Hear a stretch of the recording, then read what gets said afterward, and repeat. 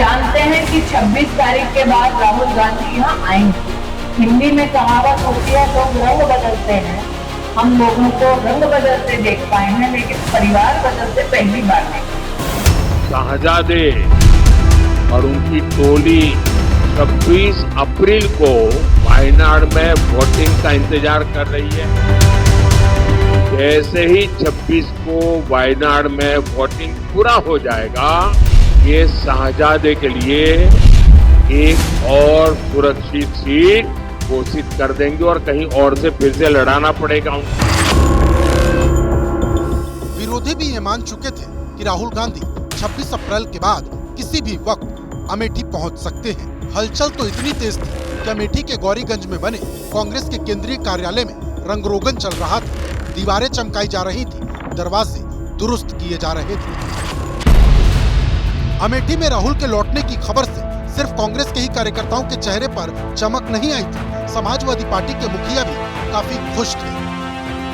कि आप तो आ गए हैं कन्नौज में, आपके दोस्त भी अमेठी से आने वाले हैं। अरे सब आएंगे अब तो महफिल यूपी में ही सही नहीं। अखिलेश यादव तो कन्नौज से उतर गए, लेकिन दोस्त का अभी तक कोई अता पता नहीं।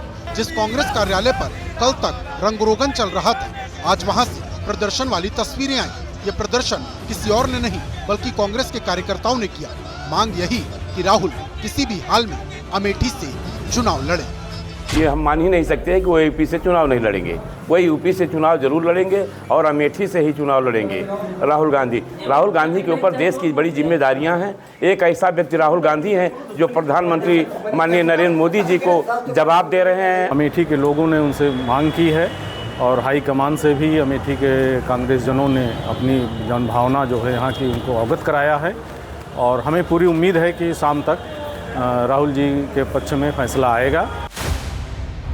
26 अप्रैल के बाद न जाने कितनी शामें निकल गई। कांग्रेस दफ्तर से प्रत्याशियों की चिट्ठी तो जारी हुई, लेकिन उसमें न तो अमेठी का जिक्र था और न रायबरेली का। हालांकि फिर भी अमेठी के तमाम लोग टकटकी लगाए इंतजार कर रहे हैं। तो सूत्र बता रहा है, आज ये बता रहा है, कल ये बता रहा है, ये लड़ेंगे, वो लड़ेंगे, नहीं लड़ेंगे। जब तक कंफर्म न हो जाए हमें सूत्र पे कोई भरोसा नहीं है। कांग्रेस की सीट है, राहुल गांधी चुनाव लड़ेंगे, वो जीतेंगे। ये मुझे एक भ्रामक खबर लगती है।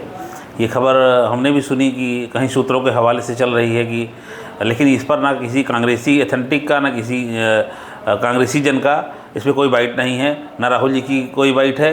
ये पूरा अमेठी की जनता को गुमराह करने की कोशिश की जा रही है। ये सारी चीज़ें अफवाह हैं। राहुल गांधी मजबूती के साथ यहाँ से लड़ेंगे और उम्मीद है कि इस बार स्मृति ईरानी काफ़ी अंतर वोटों से हारेंगी। सवाल है, क्या राहुल गांधी तक ऐसे संदेश नहीं पहुंच रहे होंगे? क्या राहुल गांधी तक अमेठी के लोगों की ये आवाज नहीं पहुंच रही होगी? और अगर पहुंच रही होगी तो फिर फैसला लेने में इतनी देरी क्यों? हालांकि बीजेपी कहती है कि अगर राहुल अमेठी से चुनाव लड़ने आ भी जाते हैं तो इस बार उनकी हार का अंतर पिछली बार से भी ज्यादा बड़ा होगा।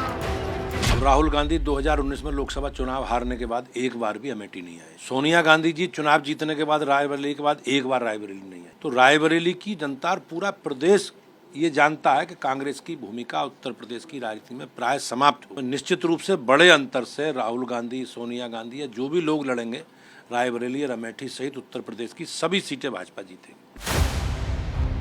अमेठी और रायबरेली में 20 मई को वोटिंग होगी और 3 मई तक नामांकन। अब राहुल और प्रियंका को यहाँ से लड़ना है या नहीं, ये तो 3 मई तक साफ हो ही जाएगा। लेकिन अगर कांग्रेस इस फैसले के लिए कार्यकर्ताओं को इतना इंतजार करवा रही है तो जरूर कोई ना कोई बड़ा धमाका जरूर होगा।